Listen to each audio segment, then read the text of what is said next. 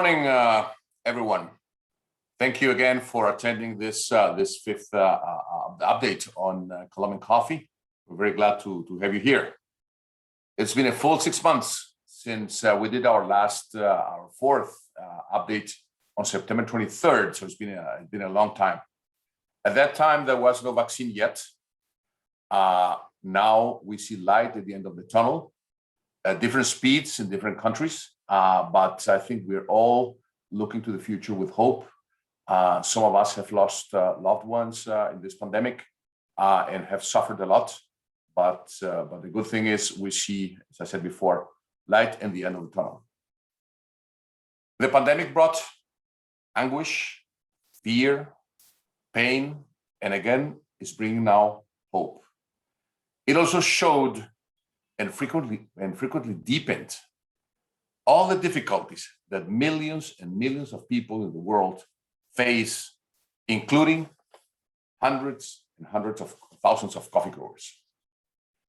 That's why we've been working with other producers from all over the world, trying to find how to best work together with the value chain to achieve real prosperity for farmers.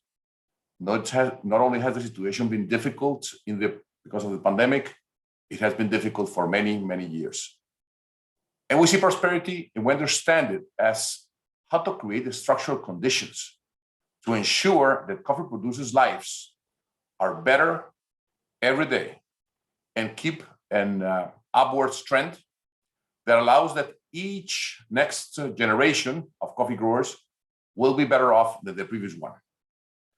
Farmers' prosperity is the main topic of the first part of the next World Coffee Producers Forum, which will be virtual and will take place on July 15. We hope to see you all there. We will have a second part in person in Kigali, Rwanda, in person again in July 2022. The end goal of this World Coffee Producers Forum will be to create the national coffee sustainability guidelines, something like the SDGs for farmers' prosperity, to be presented in 2022 in the in-person forum. This is part of what we're looking for. This is part of what we try to do in Colombia. This is part of what the Federation stands for. And also in keeping the value chain together and the industry and producers working together and every player in the chain. This is why we do these webinars. This is what we like to tell you what's happening in Colombia, what's going on, and how to interpret and read what's coming in the future, and also learn from you and hear your comments and what your views are on what happened in Colombia. Before introducing our first presenter, I'm going to go over a few logistical points. On one hand, be aware that only presenters can speak. If you have a question, please use the Q&A, the question and answers tool, which is in the lower part of your screens, at least in computers. When you put a question there, please mention who the question is addressed to. Don't forget, and afterwards, after each presenter, we're going to have also some questions, kind of polling, that we ask you to respond, and don't forget to click submit after answering each question. The results will be shown immediately after the question has been answered. So now, without further ado, I'm going to introduce our CEO, Roberto Vélez, who's going to give us a Colombian national context, not just what's happening in coffee, but what's happening in Colombia in every aspect that can affect the coffee industry and coffee production and all that we all care about in Colombia. Thank you very much, Roberto, please. Thank you, Juan. First of all, let me thank all of you today for being with us to share this small piece of information about Colombia and to do this homework of trying to assess where Colombia is and how we see things for the future.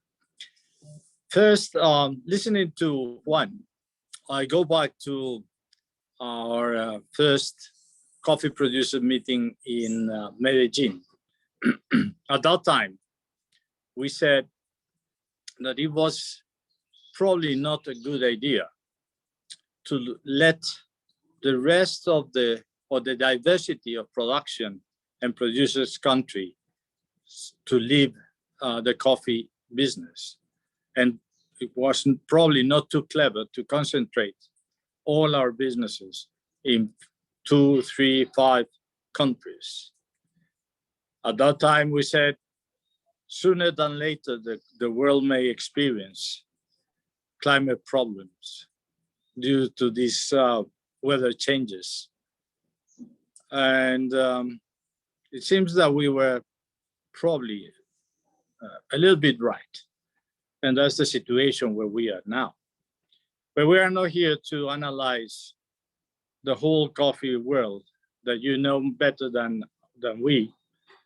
But we are trying to talk a little bit about Colombia, where Colombia is, and how we've been coping with this pandemic situation. First, let me tell you that we've been badly hit. More than 70,000 people have died already.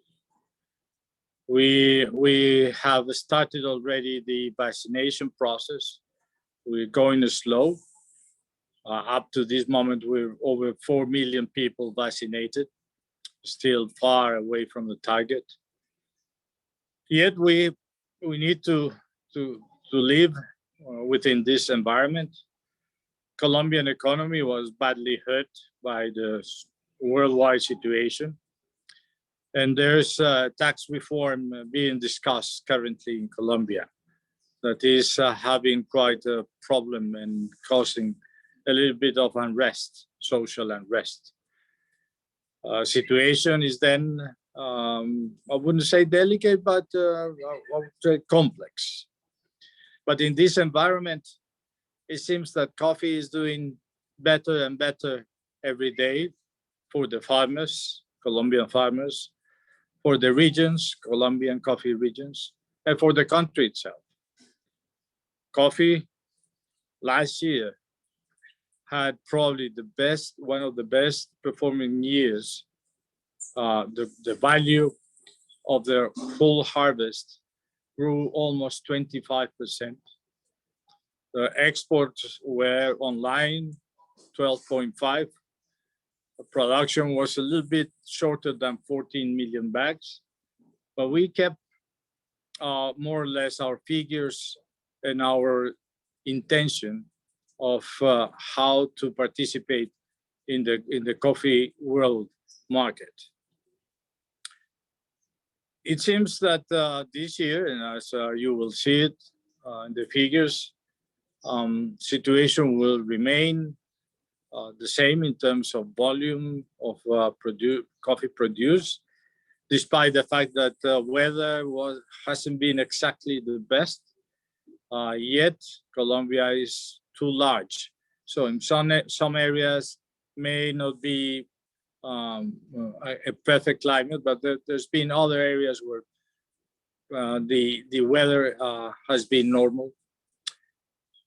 Therefore, we expect to have more or less a 14 million bags production and somewhere between 12.5 to 13 million bags exports. We hope Colombian economy starts to recover. Exchange rate has been, I would say, more stable than it was in 2020. For those who recall, the peso broke the 4,000 barrier during 2020, and now we're at 3,700, which is not very high yet, higher than when the pandemic started, that it was around 3,000. The new situation with the exchange rate, plus the fact that differentials have been very firm during the last almost already 7 or 8 months, have provided the coffee growers with a good income, coffee growing areas with a nice economic situation. In terms of the COVID in the coffee regions, let me tell you that this is not a governmental survey, but the Federation's survey showed that at the end of 2020, we had more or less 3% of the communities where coffee with COVID had some presence. By the same measure this year shows around 16%. So we are very cautious and afraid that now COVID moves to the countryside, that it was more on the urban areas. These are the challenges that we'll have to face. Yet we already know how to cope with them. We are starting the first semester harvest, and we've been getting ready for that. Quality has been exceptionally good for the harvest of Colombian coffee last year and the year before. Therefore, the defect products coming from the coffee growing areas that normally went into the Colombian internal market have been short. Therefore, Colombia has been importing coffee from other producing countries to supply into their local market, internal market. People wonder if those coffees are blended with our Excelsiors for exports, and I always said, well, we do our screening at the Colombian ports. That's number one. But the main judge are the roasters. They are not that full that will be able to pay for another origin, the price of Colombian coffee, less if we have the current differential level. We hope we can remain being an exporter of even better qualities. That's what we strive for. We are striving for more and more carefully selected Colombian coffee. We want to occupy each and every individual niche of quality coffee in the market. And that's where we are. That's where Colombia is.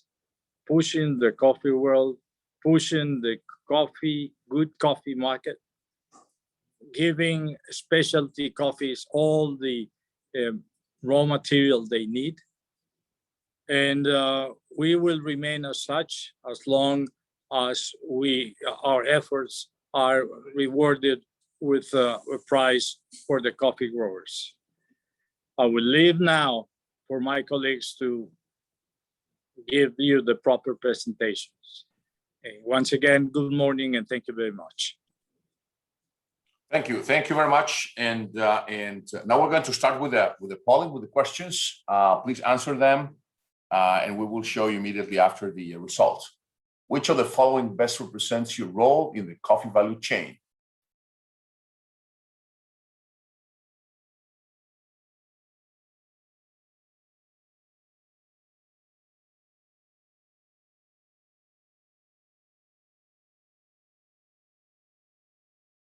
Don't forget to click submit, please.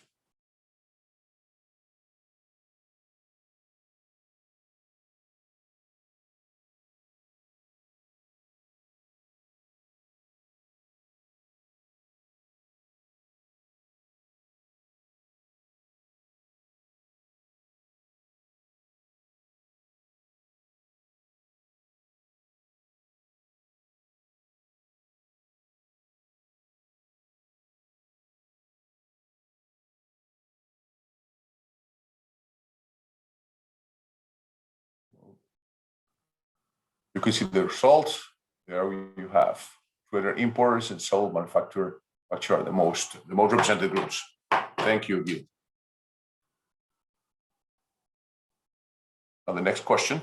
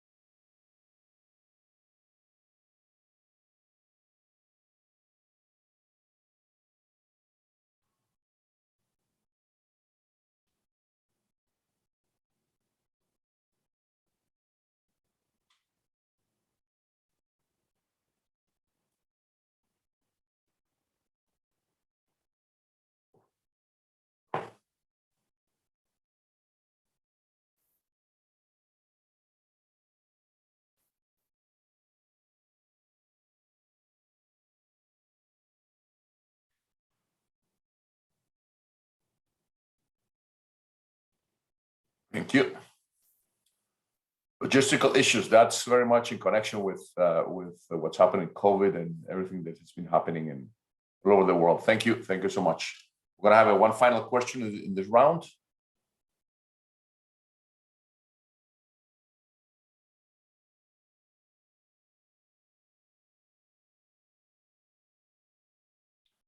As the COVID-19 crisis starts to recede in consuming countries, do you believe that the importance of the consumer gives to sustainability will be higher, will be lower, will stay the same?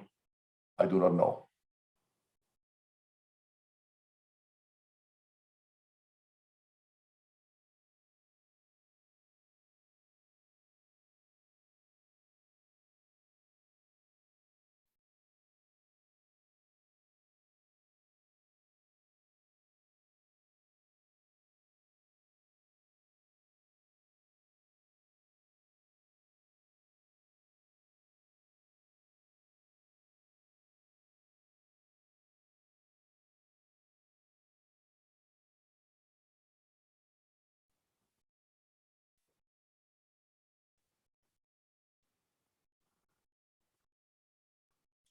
This answer, again, also goes very much in line with what everybody has been seeing during the pandemic, what we've all been seeing there.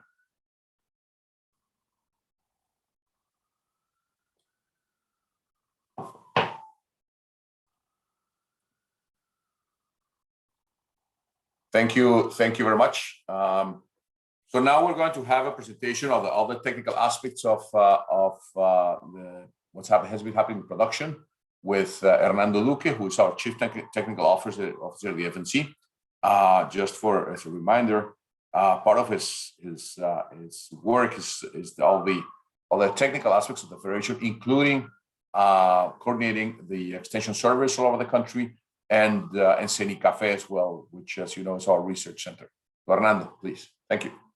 Juan Esteban, thank you. Good morning, everybody.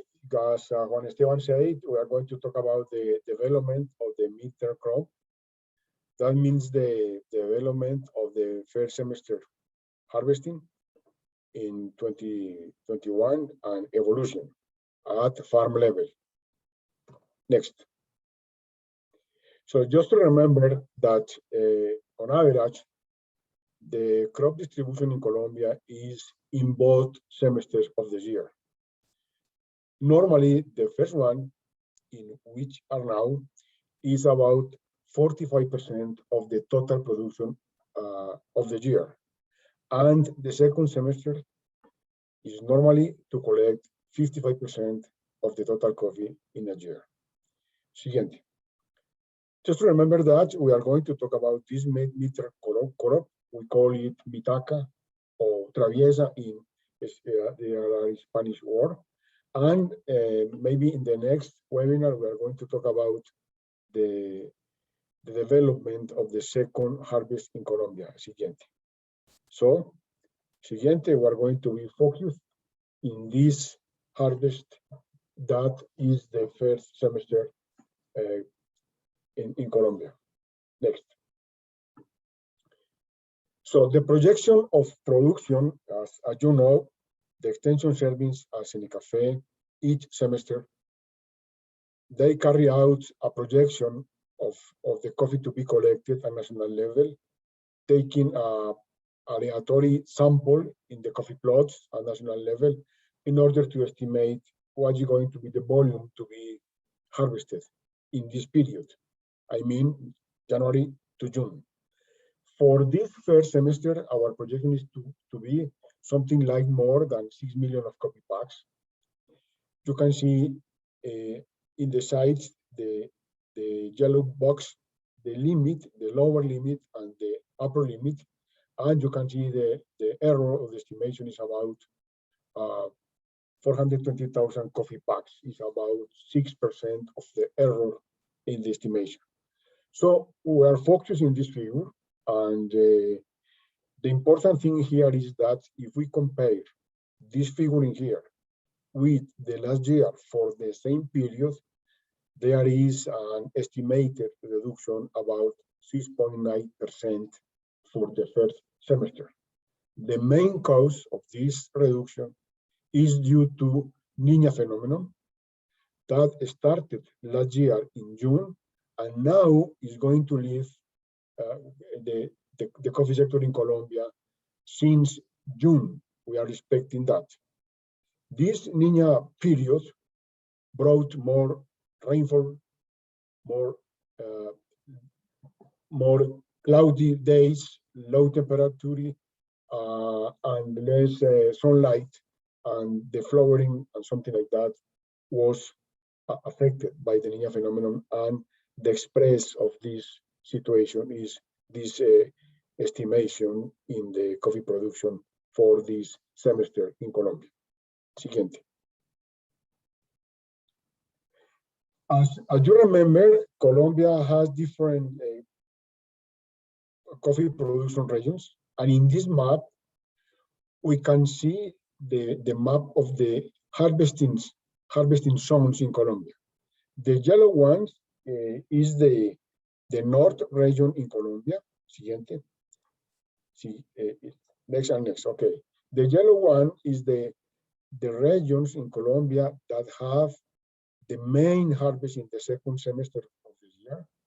Normally, they don't have a lot of coffee in the first semester. The orange one is the central region of coffee in Colombia. This region have the main crop in the second semester, and in this one, they have the midterm or mitaca, with almost 30% of the total production in the year.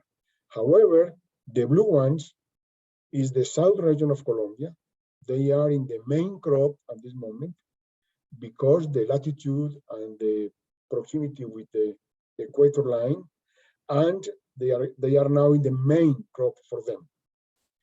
So this is the normal distribution in Colombia, making remarks or remarking that the main coffee areas planted in coffee belongs to the orange area, actually. Next. This is the estimated production by zones. As you can see, the center region in Colombia is going to produce almost 3.5 million of coffee sacks because it's the main coffee planted area in Colombia, and that means something like 56% of the total coffee to be collected in the midterm in Colombia harvest. North region of Colombia is going to collect a few sacks, almost 220,000 coffee bags, and the south region of Colombia is going to collect almost 2,400,000 coffee sacks, which means almost 40% of the total production in Colombia. Next. From the sanitary point of view, because Colombia has a very nice conditions, nice is an expression for some sanitary problems. Let me tell you that the coffee berry borer, next, which is the main pest in the coffee crops in Colombia. Next. In the last sanitary survey that the Extension Service carried out in past January, the national average infestation in the fields was about 2%, which is very low. And this behavior of the pest can be expressed, as Dr. Roberto told us at the beginning of this speech, with the coffee quality we are seeing in the crops in Colombia. So the effect up to now in quality for coffee berry borer is almost nothing, and the effect in the quality in general point of view in Colombia is quite good. Siguiente, next. And the coffee leaf rust is the main disease for the coffee crops in Colombia. Next. And in the same sanitary survey carried out in past January, the national average of infestation about 6.5%, which is almost normal. We prefer to be below 5%, but because the Niña phenomenon, the humidity in the plots, in the coffee plots, I mean, is in favor of the disease. For that reason, the level is in 6.5%, but fortunately, as maybe you know, Colombia has the 84% of the total coffee area planted in resistant varieties against this disease. Next. So this is not a high infection level, but we have to be warned, all the coffee growers, to be checking the disease monthly in all these plots in order to have monitor of the disease and in order to implement control measures if needed. Next. So you can see in this map next the phytosanitary status in Colombia by coffee department. You can see here coffee berry border. Coffee berry border, as you can see, just in the Guajira department in the north of Colombia, has a special higher expression of the infestation level, but the other coffee departments in Colombia, they don't have any problem with coffee berry border. Next. This is the map of coffee, leaf coffee rust. You can see that from a general point of view, Colombia is not having a big problem with the disease. Despite we know that Colombia has a very good conditions for the development of epidemics of the disease. Up to now, we have been warning the farmers in order to be checking the infestation level or the infection level in order to be prevented against a change in the dynamic of the disease. But according to the map, we can be up to now free of problems for now. Next. This is the history of the behavior of the coffee leaf rust at national level. You can see all the surveys we have been taking since 2011. And next, you can see in the figure that normally at national level we have been having below 5%, which is a critical level in order to understand that above that figure, maybe the economic damage is going to start. So you can see here that normally, due to the structure of the coffee varieties we have in Colombia, coffee leaf rust has been below the critical level for a long time, which is good for the stability of the production, but also for the productivity at farm level. Next. And this is the coffee berry body behavior. Next, you can see that 2% is the critical level. Below it, the coffee farm doesn't have problems, but above that, the implementation of control measure is going to be necessary. So, in a general point of view, exception in maybe 2016, when we have a Niño phenomenon acts in favor of this pest. In the rest of the period, you can see that coffee berry border has been almost below the critical level, which is similar to the condition we saw related to coffee leaf rust. So from the phytosanitary point of view, the coffee crops in Colombia are not facing main problems, and this is playing in favor of the good conditions for the coffee crops and the production during this year.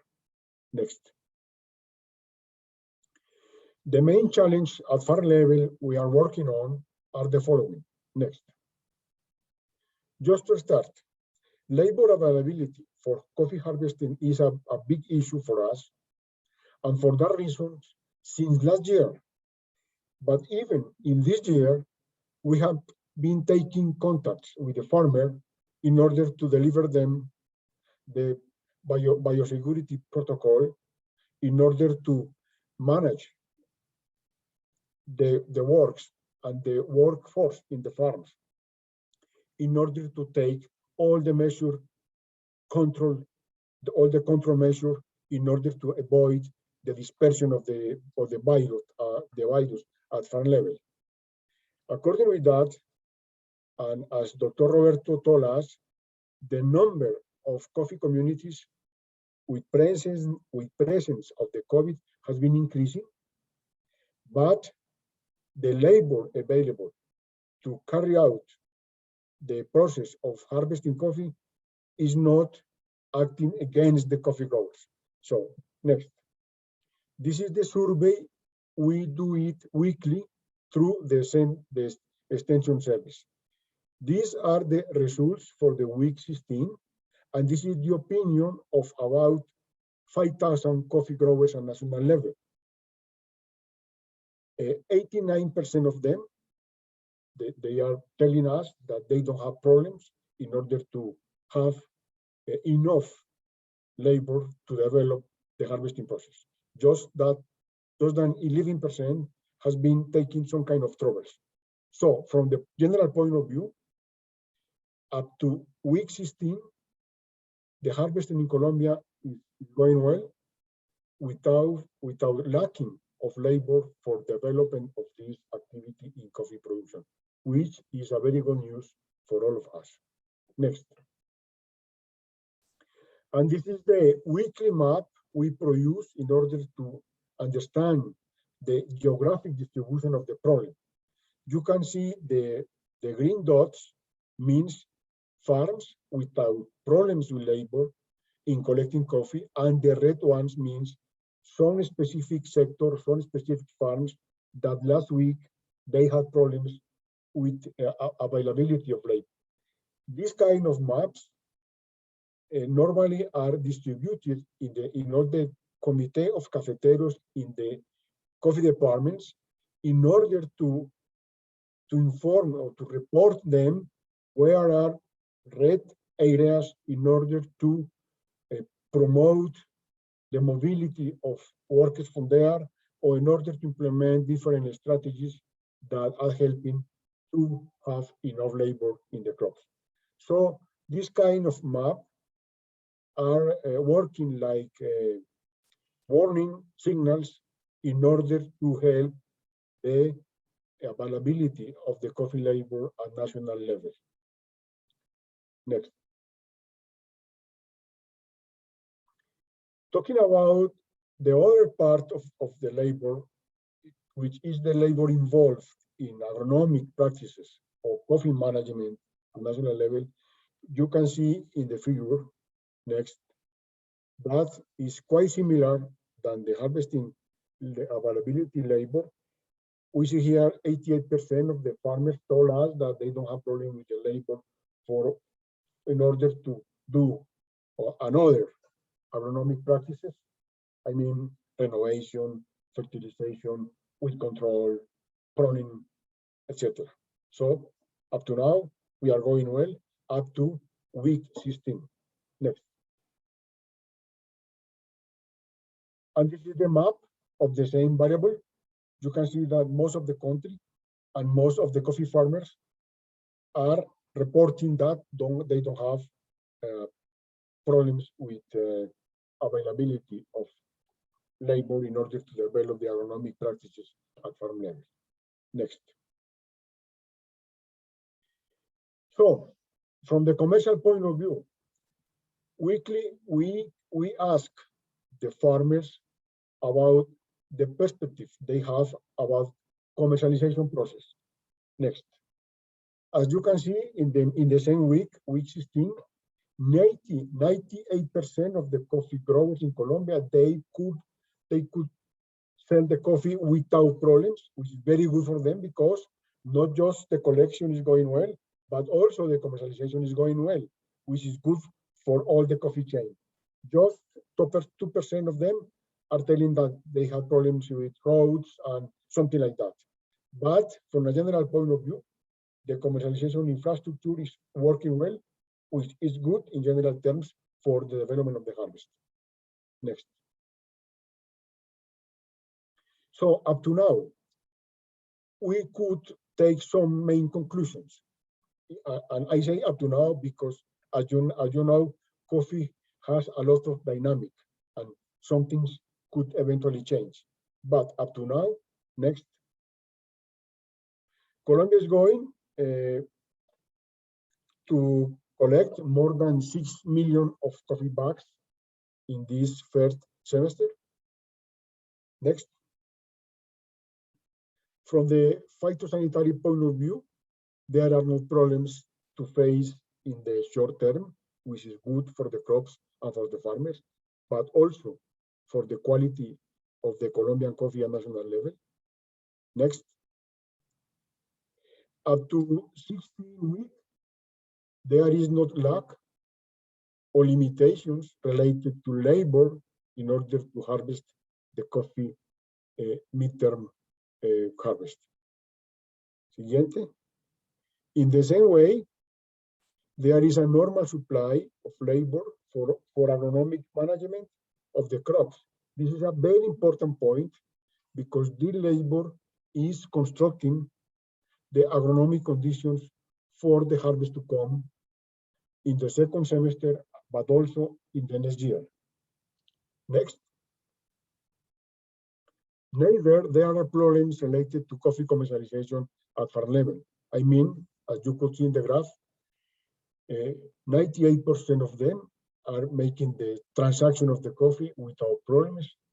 So the income is coming from them, going to the farms, they can pay the labor, they can buy the inputs, and this is in favor of the normal conditions for the developing of the harvest, the Colombian coffee harvest in the first semester of 2021.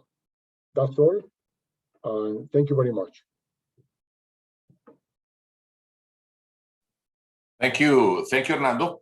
We're going to have now 4 more questions in our poll, and then we're going to have Juan Camilo Ramos, our Chief Commercial Officer, go over all commercial aspects. So, Guido, if you can put the first question. When the current crisis settles down and we are in the new normal, December 22, 21, kind of arbitrary, but that's what we decided to put there. When it comes to specialty coffees, you believe that the demand will be higher, lower, the same, or you don't know? Thank you very much. Take 30 seconds, and we'll give you the result in a second.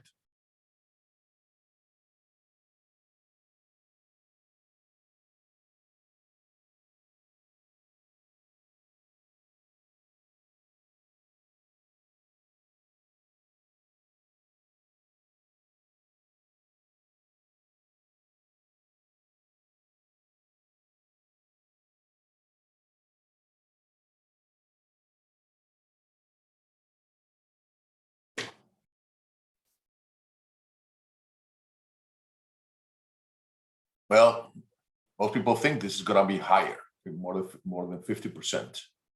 Between higher and the same is 86%, the vast majority. Thank you for your answer. Next question, Guido, please.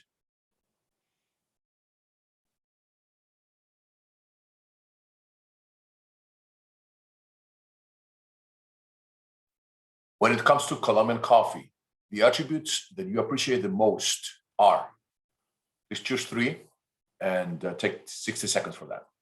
Quality, consistency, production all year round, sustainability, strong coffee institutions, scientific knowledge, or other.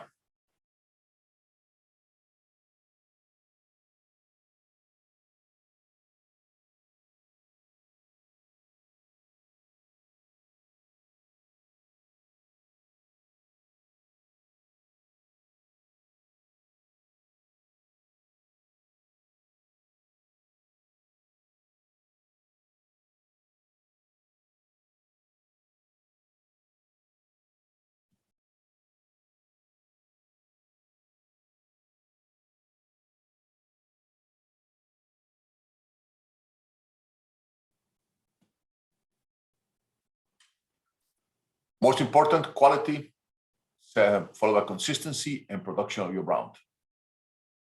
Thank you very much. So we go to the third question now. It's going to be 4.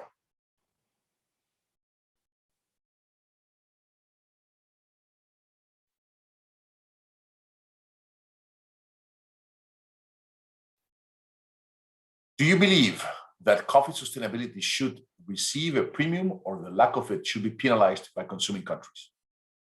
Should be rewarded, should be penalized, or I don't know?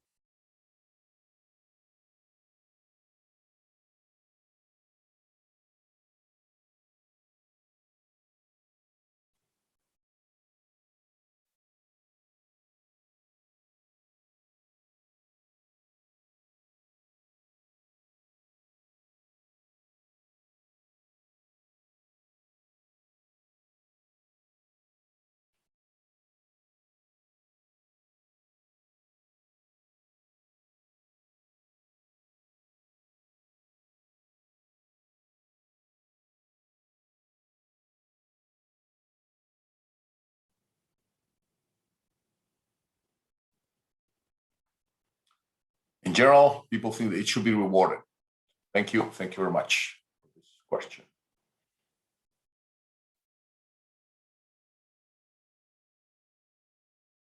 I believe we have a final question now, this round. Yes. As the COVID-19 crisis settles down and we approach the new normal, demand for Colombian coffee is increasing, decreasing, staying the same, and I don't know. We put this question here. We used to ask in the previous webinars. What do you think is going to happen? Now, what do you think? What do you see happening? Is what we would like to know from you. What do you see happening now?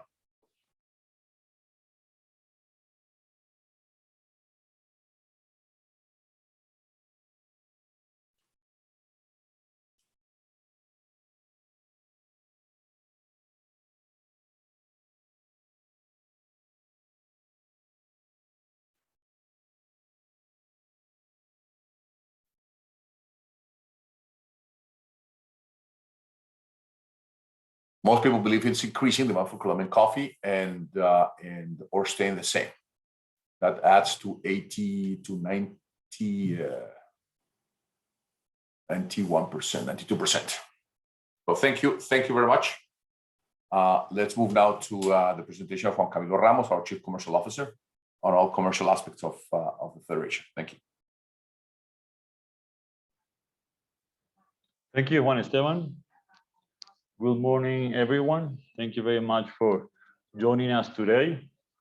I hope you all are enjoying a great cup of Colombian coffee. And thanks again for your time. Thank you, Guido, for your help. Please, next.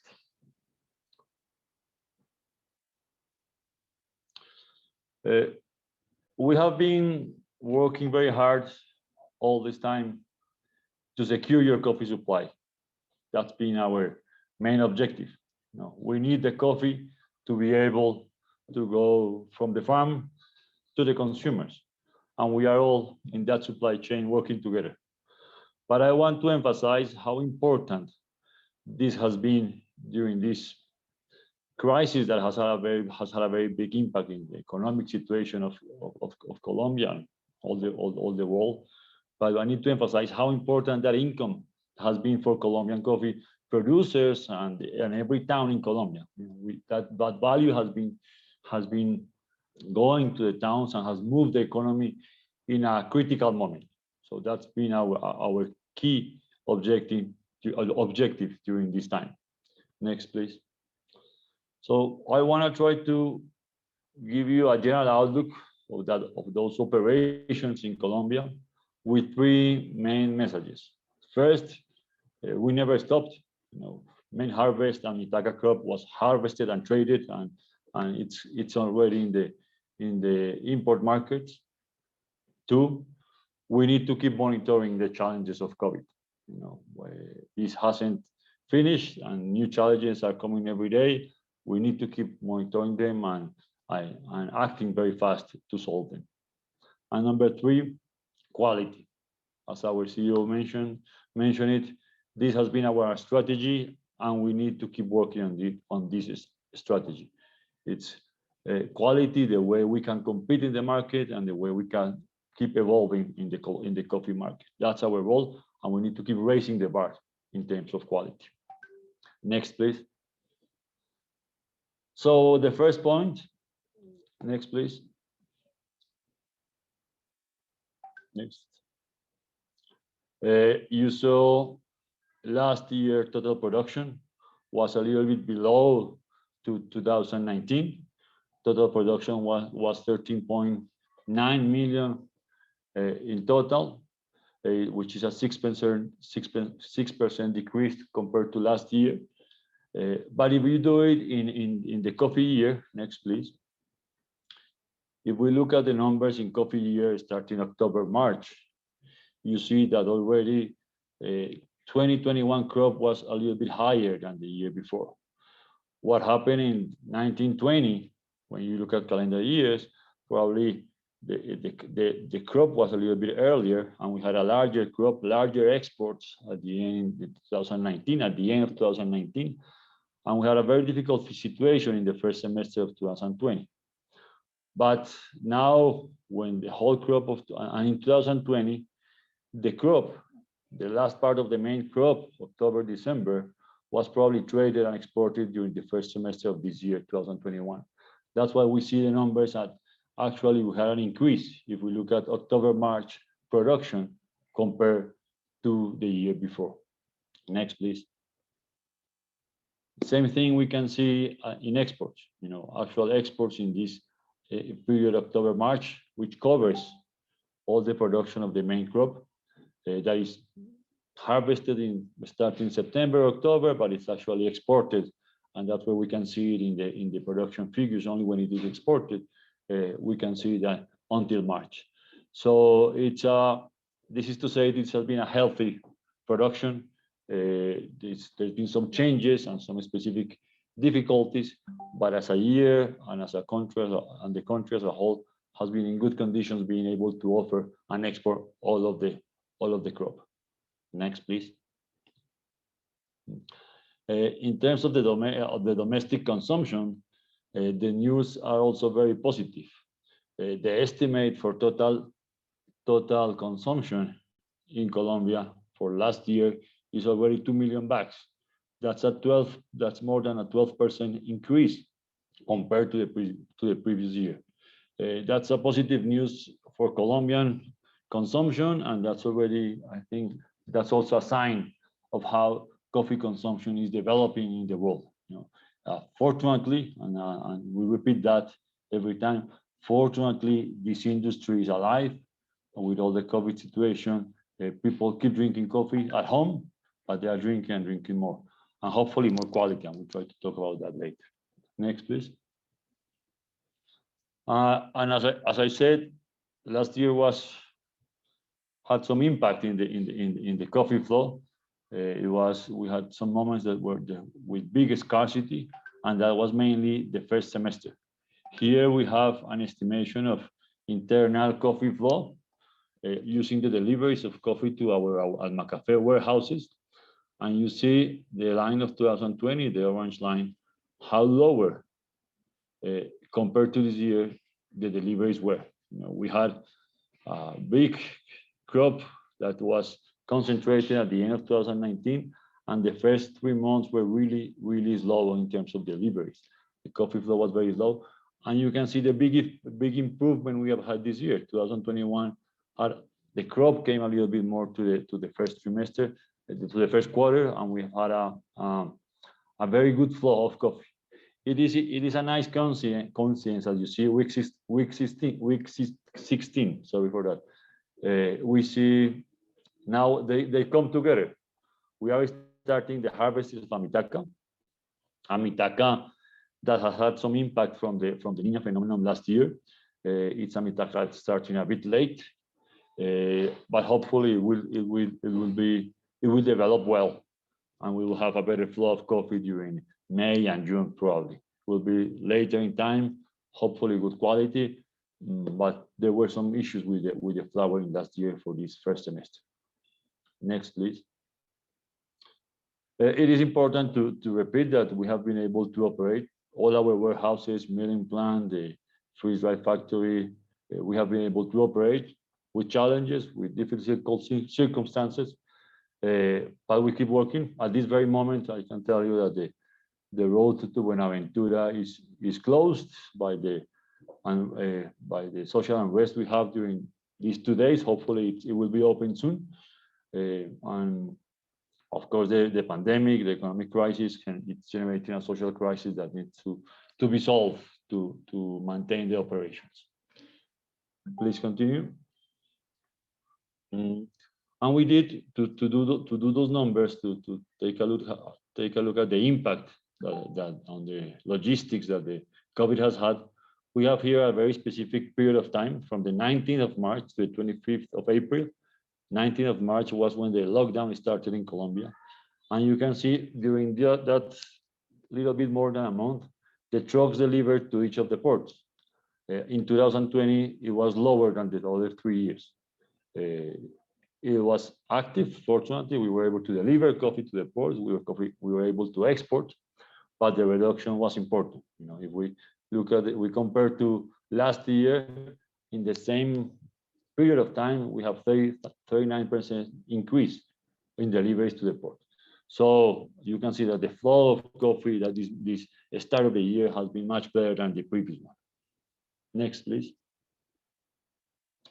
And talking about security in the supply chain, we said we need to secure the supply, your coffee supply, and in that sense, we need a supply chain that is safe. We need to keep improving security throughout the coffee supply chain. So we are working to be certified as an authorized economic operator.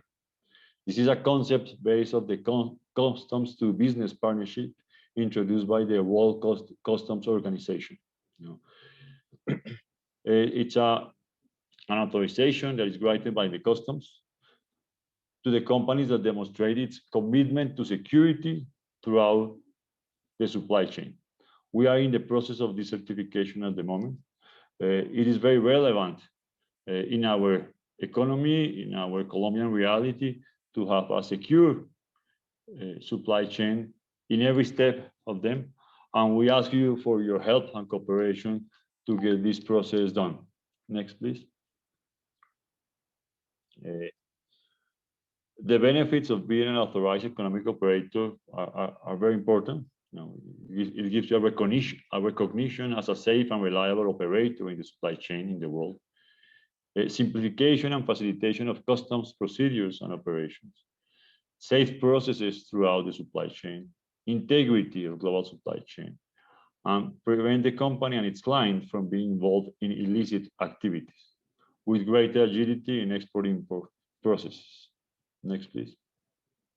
Here we are asking you for your help.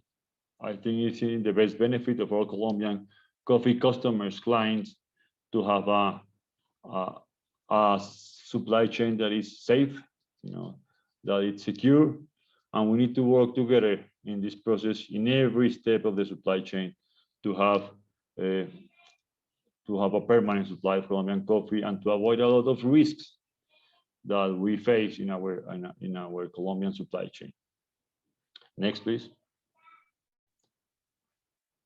But the second point of our agenda, we need to keep monitoring the challenges that COVID is bringing. Next, please. Here, yes. As you have probably seen, we are in the third wave of coronavirus infections. We are peaking actually in terms of infections and daily deaths. It's a very difficult moment for Colombia in terms of the disease. And we have, as Hernando was mentioning, we have a labor activity that we need to take care of. The mobilization of coffee growers to the towns. We need to keep working on the workers' health and safety conditions, and we need to try to cooperate with the vaccination plan. Next, please. On this point, as Mr. Velez mentioned, we are going slow in terms of vaccination. At the moment, we have almost 6% of the people have received the first, at least one shot of the vaccine. The goal is to get to 8 million people vaccinated at the end of May. Hopefully, we are able to recover the pace of vaccination, and that will help the economy to move and to improve. But we are far away from having the most of Colombians vaccinated. Next, please. And then we need to keep working on all the challenges. We need, of course, to resume normal activities and remind safety procedures. It's been more than a year on this situation, but we need to keep insisting on the risks and on the good practices to maintain the operation, basically. So we have permanent monitoring of suspected cases. We need to adapt the logistics and look at the bottlenecks. Today, we are precisely facing an issue in our transport to the port, and hopefully this can be solved very soon. Next, please. We we continue to work to monitoring these problems. We have periodic meetings with the logistics and transport committee. We have implementation of safety protocols, and as I said, all of the factories continue to operate with the safety procedures. Next, please. This year we made a small change in FNC's campaign regarding COVID. Our motto is everyone's health and life is everyone's commitment. And I repeat, we need to keep insisting on the good practices. You know, it is easy to forget, to get used to it, as it may happen to all of us in our daily lives. We need to keep insisting on all the precautions, all the good practices we need to have to avoid more infections. It's coming closer and closer. It's going more to the rural areas. More coffee regions, more coffee counties have infections now, much more than 6 months ago when we met, or 1 year ago when we had the first webinar. It is actually a more risky moment. We know more about the situation, but we need to keep broadcasting, and that's what we keep doing, informing the producers and informing all of the supply chain to take care, to be able to keep operating. And that work, I have to insist on that work of the supply chain has started from the producers. The producers have made a huge effort to work on their farms, to harvest their coffee, to be able to get the product ready to start the process and getting to the consumers. Next, please. The global logistics situation hasn't been easy either this year. You have all seen the vessel park in the Suez Canal. If you look at the impact that has had in Colombian export, it's real. Fortunately, we have been able to export our coffees, and the figures are relatively good. But only in this year, we have had 40 vessels canceled or rescheduled. That has affected more than 170 containers during this year. So you see how that global operation is actually affecting all of us, and we have had delays, and the scheduling of the coffee has been more difficult due to this shortage. Next, please. And number 3, and very important for all of us, quality. That continues to be our strategy, and that's where we have to work on. Next, please. A couple of points there. You know, with regards to coffee consumption, a lot of estimates have been done. It is difficult to assess what was the real impact in 2020. The general concern is that in 2020 there was a small reduction, maybe around 1% total reduction in coffee consumption. The numbers for 2021 are very positive. The ICO is saying there will be an increase of about 1.3% in this 2021 compared to the previous year. But what we have seen, and it's very positive for Colombian coffee, is that consumers are embracing new coffee habits at home, especially high quality coffee. We think that our segment, our markets of higher quality coffees are increasing, are growing. Unfortunately, we have seen a good demand for Colombian coffee. E-commerce in coffee is at its peak. The growth in e-commerce is amazing, and the local trends in coffee consumptions get stronger. People are drinking more and better coffee at home. Next, please. Yes, that's fine. That situation of consumption, you know, together with what's going on in New York, and of course the exchange rate, has led to peak prices, to record prices in the internal market. This year, our reference price was over 1,340,000 pesos per carga. That's the way we have the price in Colombia. It's a record, historical record, and as we mentioned, hopefully this stays like that. This stays longer to get more funds and more resources to all coffee communities, to all coffee towns that really need it at this moment. Next. It has been highly impacted by the Colombian differential. It is impressive to see how Colombian differentials have been for more than a year at around 50 cents per pound as a differential. Considering we have had a crop of a good size, as we mentioned. It's been an important crop. It's been traded, and still differentials are staying high, and that's a measure of the value of quality. You know, the market is valuing quality, is valuing better coffees, and that's why we need to keep working on that. You know, that has had a big impact on Colombian internal price, and that's also, we believe, a sign from the market and the kind of coffees that the consumers are looking today. Better coffees, and they are drinking probably better coffees at home as well. Next, please. And as a final message, I needed to take the opportunity of this meeting to talk about our Colombia Land of Diversity Quality Contest. This is the second contest we do virtually. We are not going to be able to have our guests here coming to Colombia, the jury coming to Colombia to cup the coffees, but maintaining the message of quality, we did it again. We had a big campaign to look for the best coffees in Colombia. We have more than 1,000 lots that were presented to this contest. We had somehow record quality, I could say, because there were more than 200 lots, 210 lots that passed to the second round. That's a huge number of beautiful coffees. All of those 210 coffees are already amazing coffees.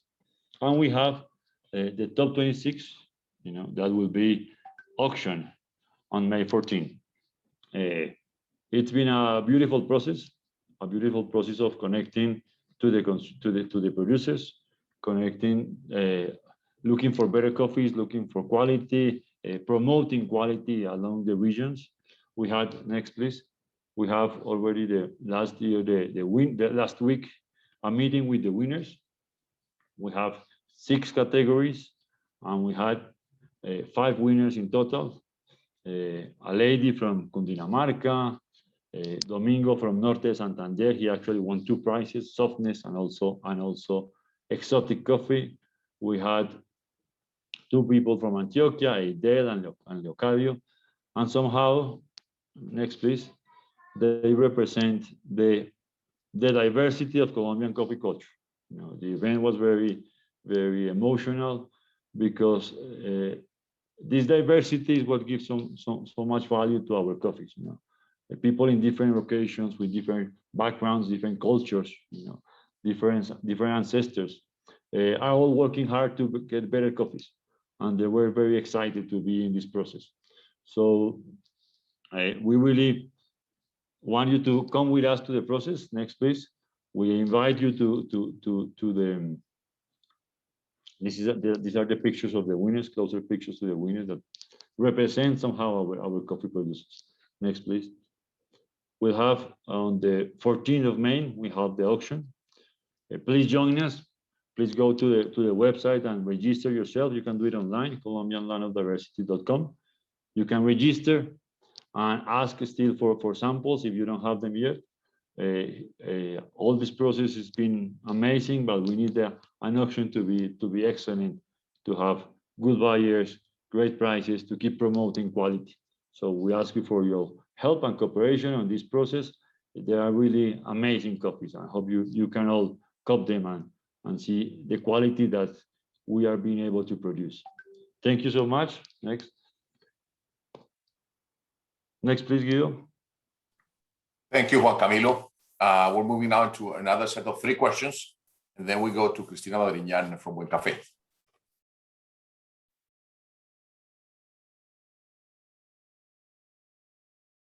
What do you believe are the main threats for global coffee supply in the near future, the next 3 years? Climate change, low production in major producing countries, price volatility, poverty, not enough production of sustainable coffees as demanded by consumers.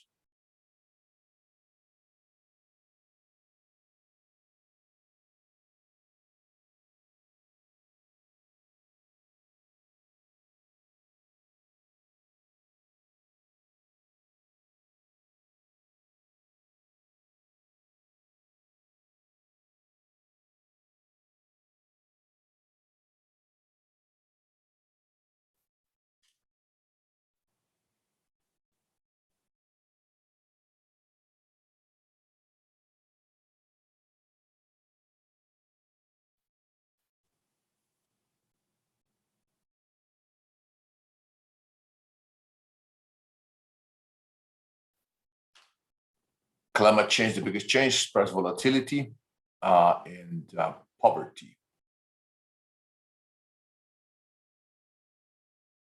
The biggest points. So next question is going to be 3. This is the second of 3.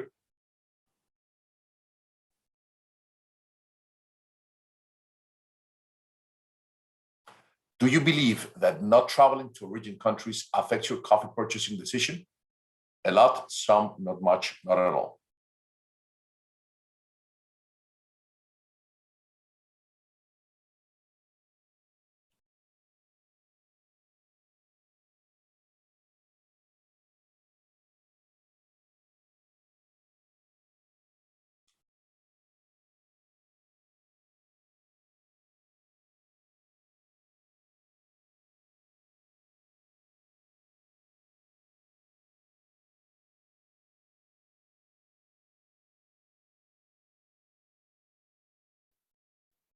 Most people believe that some or not much. Okay, thank you very much. Do we have another question? I'm not sure. Yes. During the pandemic, you have consumed more coffee, less coffee, about the same. I do not drink coffee. I hope everybody drinks coffee in this group. But it would be nice to have everybody's answer here.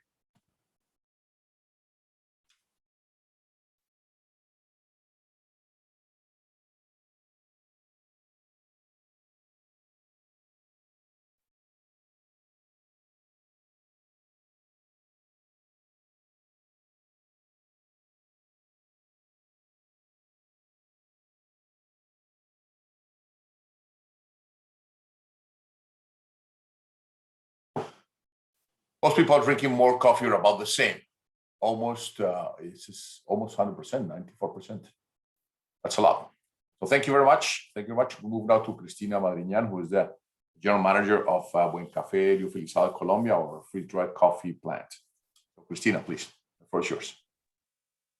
Good morning, everybody. Thanks for being with us today. Today I will share with you what we are seeing in the soluble coffee market. Next, please. According to LMC report, 20% of the total coffee market is soluble. And we evaluate the soluble coffee market, we can find that 70% is spray dry, 26% is freeze dry, and 4% is a coffee extract.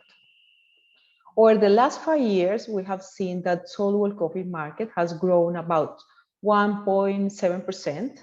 And for next 5 years, we have seen that we will have a similar growth, about 1.8%. But the difference compared with the last 5 years is that in the next 5 years, freeze dry will drive the growth. It means that freeze dry will grow twice as much as spray dried and will drive growth of soluble. It means that there is an opportunity for freeze dry coffees. Next, please.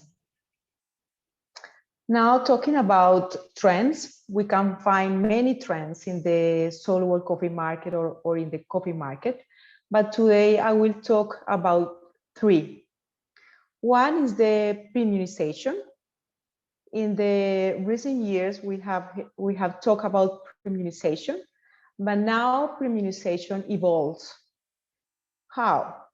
Before, premiumization was more related with the higher incomes in the middle class, or especially in the emerging markets, or influenced by the coffee shops. But now, thanks to the social media, thanks to the new technologies, and now driven by the health crisis, we have seen a change, and people consume premium products for self-care reasons, satisfying the emotional needs in an easy way and looking for comfort at home.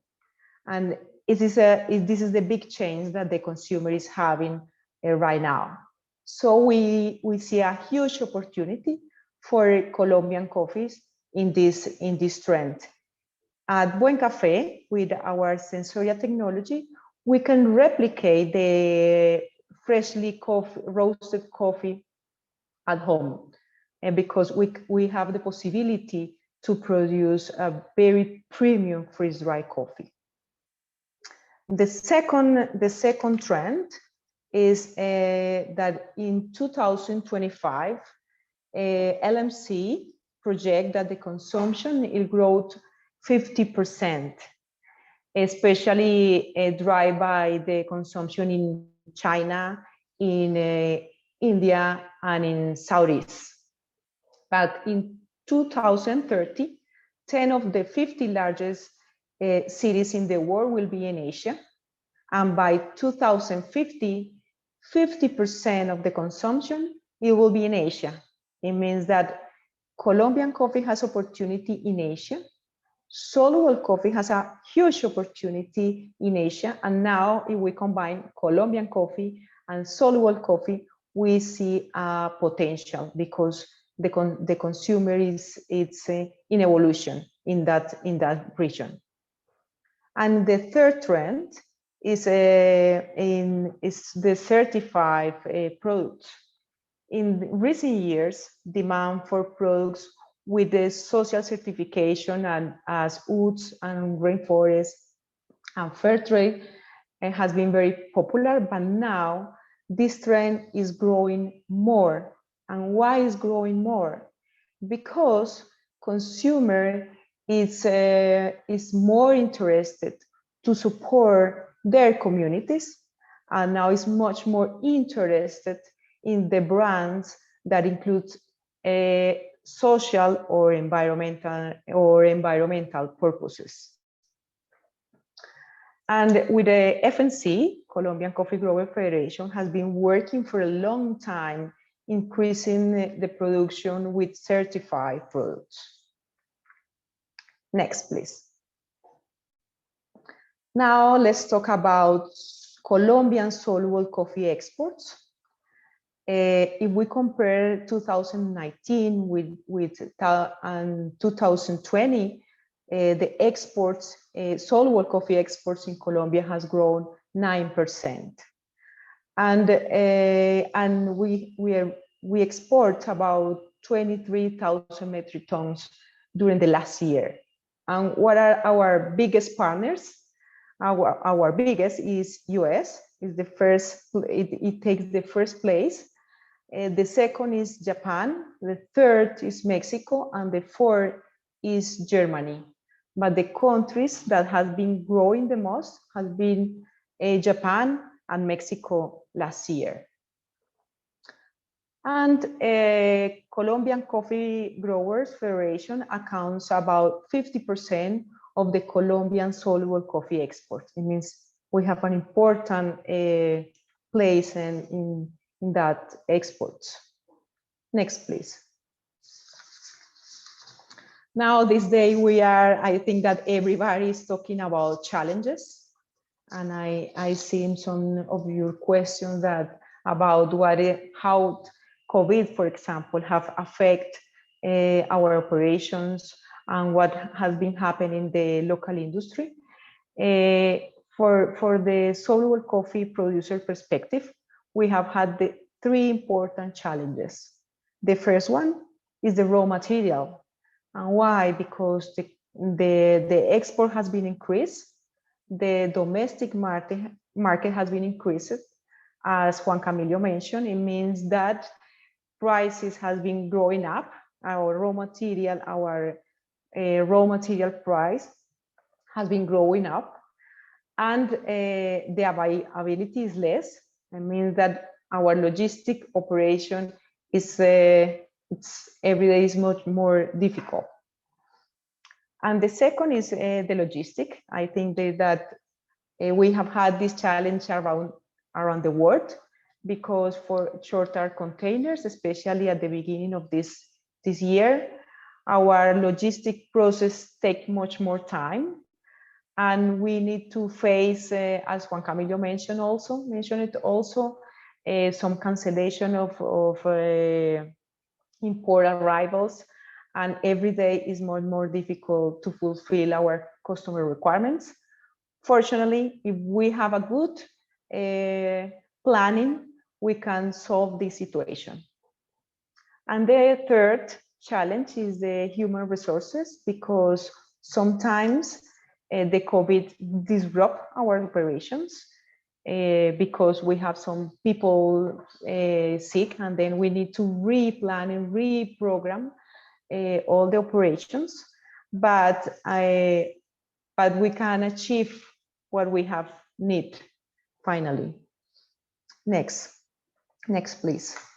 And just my biggest conclusion is that we are optimistic because soluble coffee market in Colombia is growing. Exports has been growing. And from Buen Café perspective, we grew 10% if we compare the first 3 months with the last year. It means that we are optimistic because these trends and the consumer interest impact the Colombian coffee consumption in a positive way. Thank you.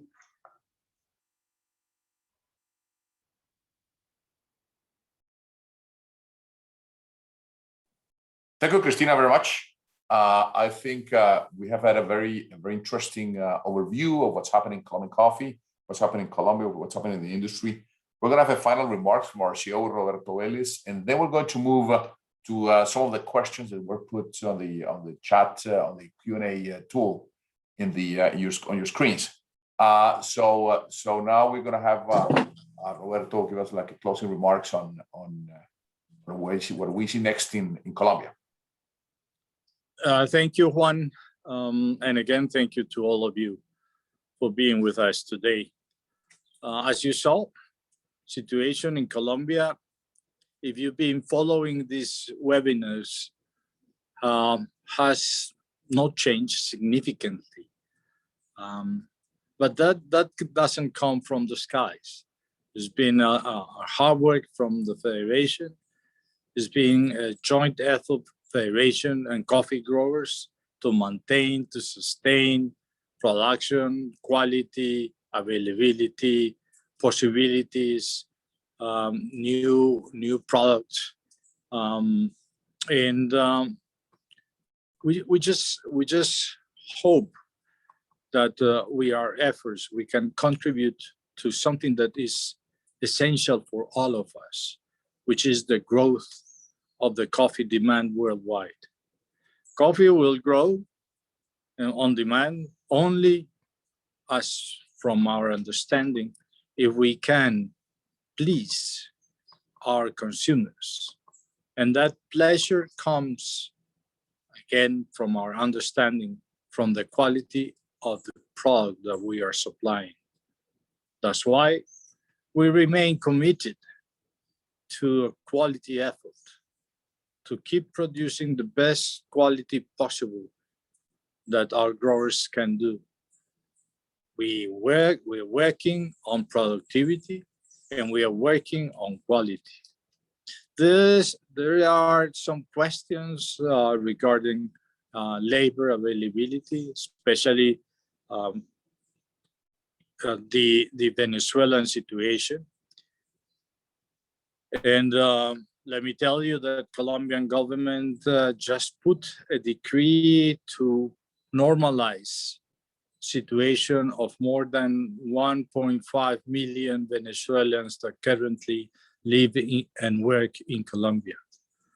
So now we don't talk in Colombia of migration as we see it in Central America, where traditionally Nicaraguans come to or go to other countries to pick up the harvest and go back to their own countries. This is a different situation. There's been a very sad migration from Venezuela, not only to Colombia, but to a lot of many of the South American countries and even North America. I think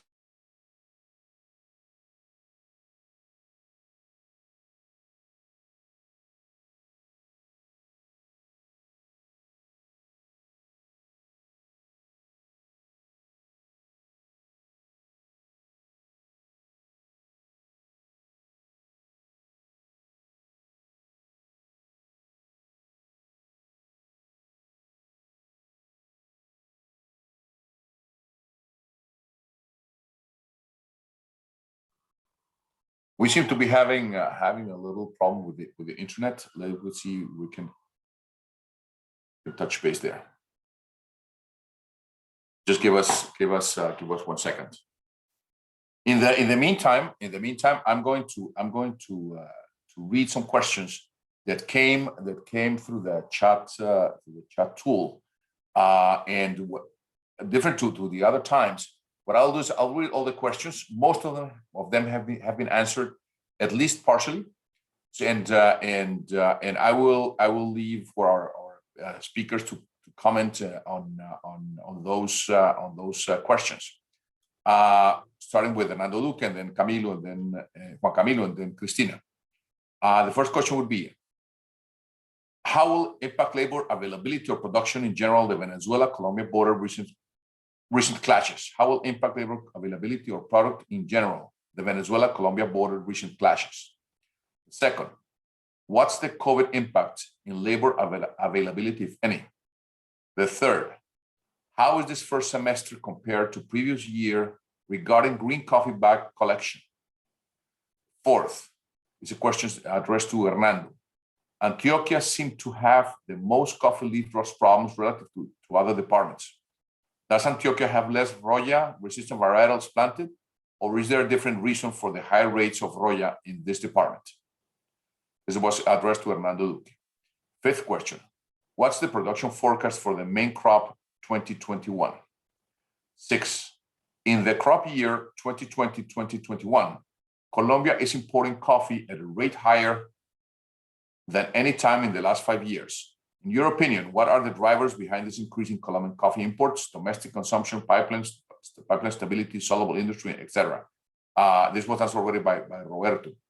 And seven, will more coffee be planted if prices remain at current reasonably high prices? Eighth question, how strong is the local consumption growing? And are local roasters allowed to roast coffees with export qualities? The ninth is, how do you see weather situation of the last weeks, months in relation to the flower and cherry set potential of the second semester crop? So let's start with Hernando, and I will leave you to just comment on those questions wherever you feel you think there was insufficient information, and we move ahead. Okay, Roberto's back. Let's hear Roberto's closing remarks, and then we move to the questions and answers. Okay, thank you so much, Roberto. Please, the floor is yours. No, just coming back. I'm on the countryside, and Wi-Fi conditions are not the best. But no, I was just discussing a little bit the situation of the Venezuelans living in Colombia. We also hope the world economy will do better, and thus demand for coffee will be even stronger than what we've seen in the last 10 years. What we hear is that the US will be normalized by July. Then the out-of-home consumption will be clear to keep on growing. I'm sure there will be more efforts, and there will be an industry battle to regain what has been lost in that segment. So I think in terms of what we see at the horizon, things are going well. And I know some of you will wonder about the differentials of Colombia, but all in all, if you take a current C market level and differentials, we are still under $2. So coffee remains as a raw material very cheap for the industry. So we just hope that we all understand that we need to work together. This is something that we keep preaching every time we gather together, that there is a need for the whole chain to be co-responsible and to be ready to face the challenges that the future will bring to all of us. Once again, thank you for being with us today. I leave the floor to my fellow friends. Thank you very much. And I guess we can start with Hernando on the questions, just your comments on the different questions that were posed. Thank you, Hernando. Thank you, Juan Esteban. There are several questions related to the technical topic, and I'm going to start in order. There is a question about the total coffee to be harvested this semester in comparison with the last one in the similar period. As I told in my presentation, we are expecting almost 6% lower in this semester than the same period in 2020. This is the answer. And the fourth one is about coffee leaf roast in Antioquia. The question is quite right. As you could see in the graph I presented, the federation through the extension service is normally making 4 sanitary surveys per year since 2010. These surveys allows we to monitor the dynamic of coffee berry borer, coffee leaf rust, and other pests and other diseases, and also we are having a look on the nutrition deficiency in the crops. So last year, we started to see, mainly in November, some different behavior of the coffee leaf rust in Antioquia, but not in all the department, more focused in the southwest part, where there is the more technified coffee crops and more productivity is involved. This dynamic was similar in January this year. So we have been talking with the Comité of Cafeteros of Antioquia in order to analyze the problem. From the technical point of view, we have several hypotheses in order to understand the problem, but we decided to carry out a deep study, taking almost 150 aleatory plots in order to be analyzed through the extension service to construct a strong database in order to have a better information about the varieties, management, infection level, origin of the coffee trees, etc., in order to understand the complexity of the problem. We are working on that, and we hope to have an answer in the weeks to come. The extension service in Antioquia is working on that at this moment, and we hope to have a right answer and also to set a strategy to cope with the problem in the next weeks, or maybe the next 2 months ahead. And the other question is about the weather conditions.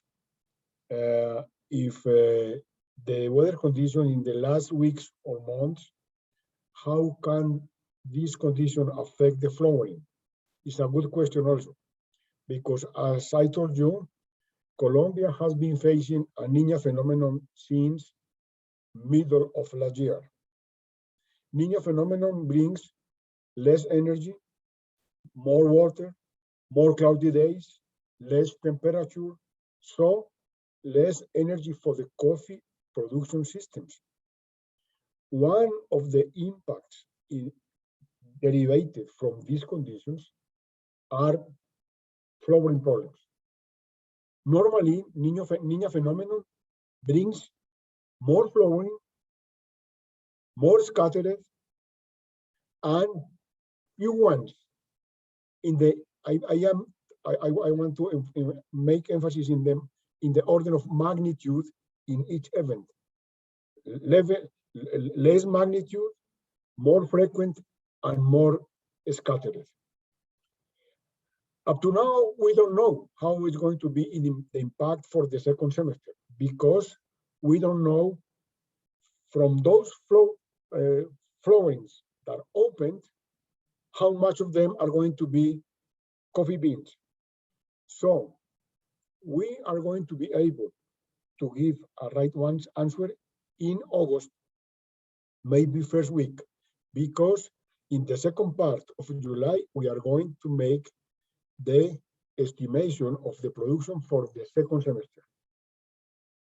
In a general point of view, the weather conditions has been not good a lot for coffee flowering. That's the answer. I think Juan Esteban is all of them have been solved. Thank you. Thank you, Hernando. Let's hear what Juan Camilo has to say. I want to add a question that came up here, which is also we addressed to Juan Camilo. With the current increase in the C market, will the current increase in the C market affect the delivery of future contracts done by producers, and how will it affect cooperatives? So that was an additional question to the other ones I read before. Juan Camilo, please. Thank you, Juan Esteban. Thank you all for the questions. I'll try to put together the answer of 2 points, the domestic consumption and imports. The news about domestic consumption are very positive. As I show in the presentation, the estimation is more than 12% increase from one year to the other, 2020 versus 2019. That's historical. I mean, we have never had such growth in consumption in Colombia, and that's excellent. You know, it's hopefully we can continue that pace and continue drinking more coffee in Colombia. That has an impact in imports, of course. You know, normally in Colombia we have consumed the lower grades from the milling plant and from the farms. That's the tradition. But you have seen that Hernando insisted that we have been in a Niña phenomenon, which is more rain and colder days. It usually also means less pasilla in the parchment coffee. You know, the lower grades are reduced dramatically, and we have had a coffee infrastructure better than any time. You know, coffee growers are taking care of the crop. We have younger trees, and that's producing at the end less lower grades. And the impact can be huge because the lower grades are a small fraction of total production, but it can be half under these circumstances. It can be reduced to half of the previous year. So the total offer for the local market becomes very small. Then the industry has had to look for alternatives that are cheaper than our export than our excel qualities, and that's why we are importing more coffee. So actually there's two news behind those imports. It's two good news. It's more consumption and better quality. It means the local market needs to import coffee. And the other point that probably I should mention is the deliveries of the forward contracts. We are in Colombia, we are restarting with the culture of forward contracts. It's been there for years, but it hasn't been big.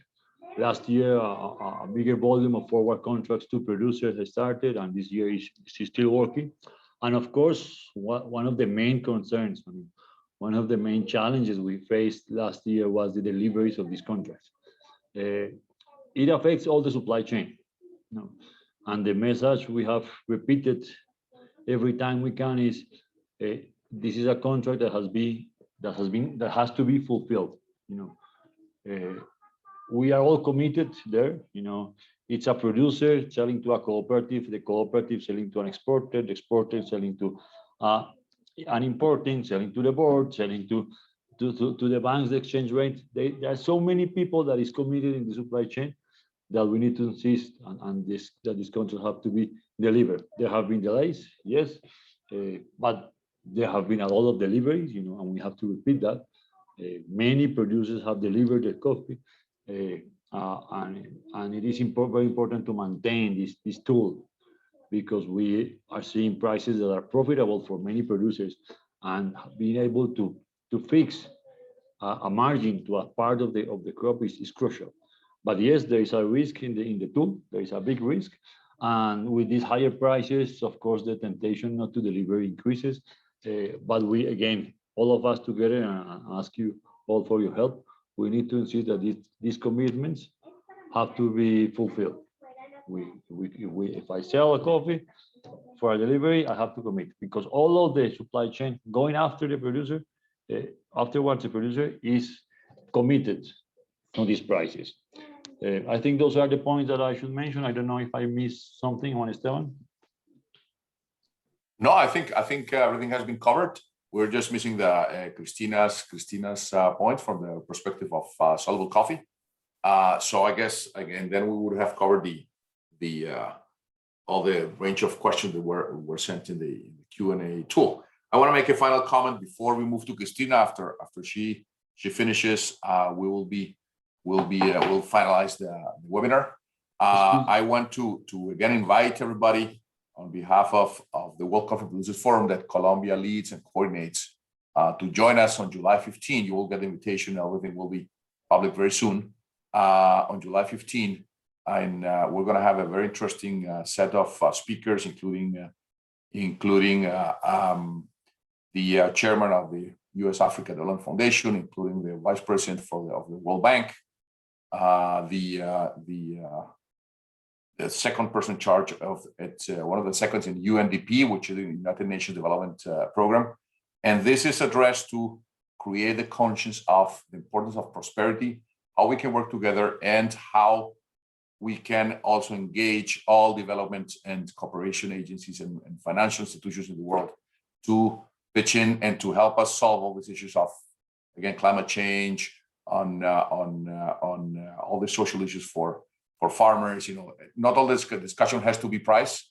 It will always be there, but we cannot only be discussing price all the time.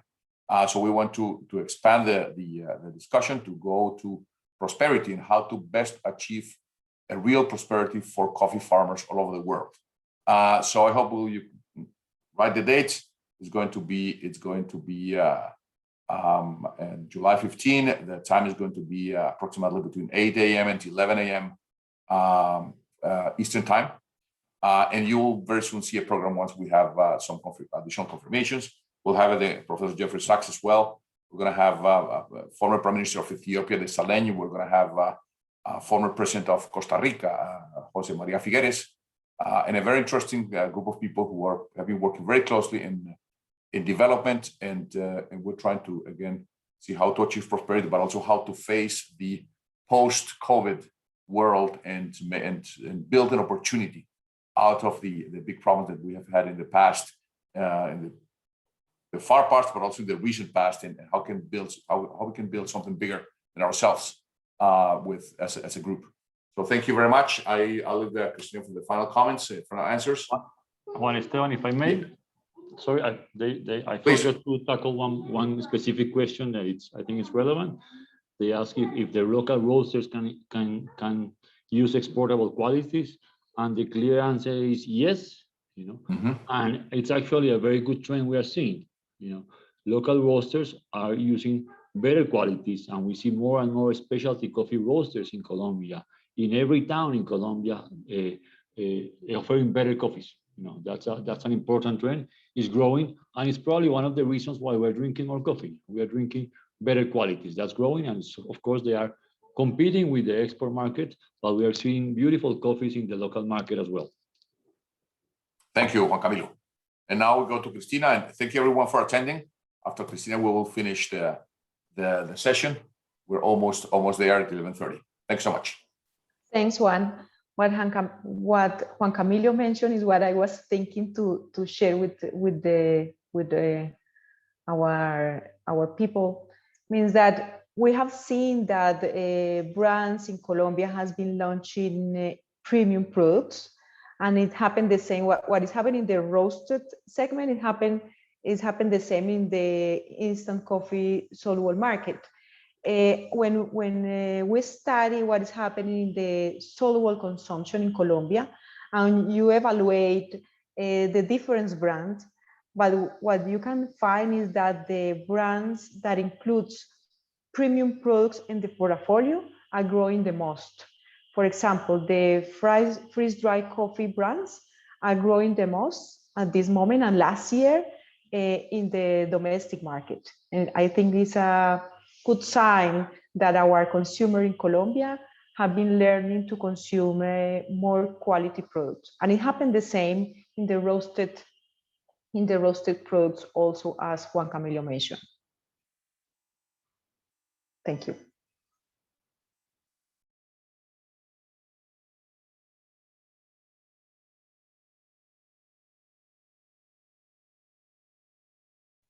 Okay, again, thank you, everyone. Thank you for attending. We'll hope to have one of these sessions in a few months again to keep everybody posted on what's happening in the Colombian coffee production and in all the issues regarding our common business of coffee production, coffee export, trade, roasting, quality, so everything else. Thank you again for attending, and we'll hope to see you very soon. We hope to see you also on July 15 for the World Coffee Producers Forum. Thank you so much.